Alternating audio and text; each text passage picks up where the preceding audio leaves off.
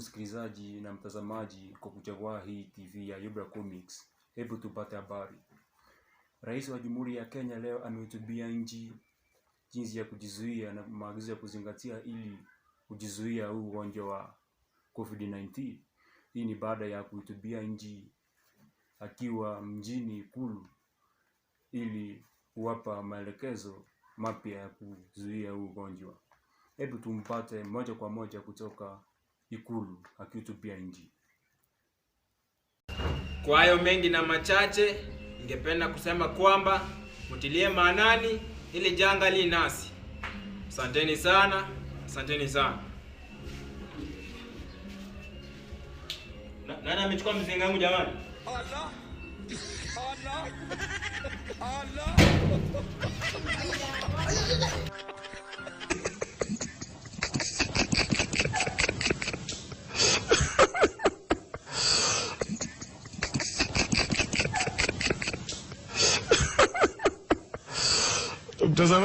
Tukiaga hiyo habari nyingine inayofuata ni kuwa wafuasi wa NASA leo waandamana mjini Kisumu kuunga mno hatua ya kuwafukuza afisini maafisa wa IBC.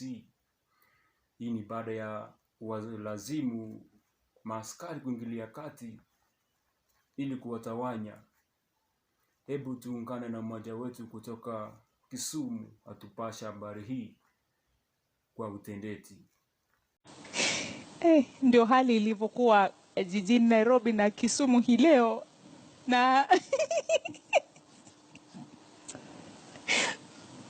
kunradhi bado tukiwa katika hili swala mtazamaji.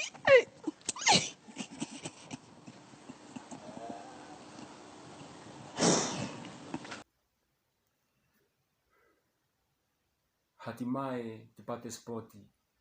Timu ya Man United ilikorusana na timu ya Liverpool hapo jana, ambapo timu ya Man iliibuka mabao 3-2, ambapo iliibuka kuwa washindi wa taji la FA na kunyakua ubingwa huu. Hebu tumpate mwenzetu atupe habari hii kwa utendeti.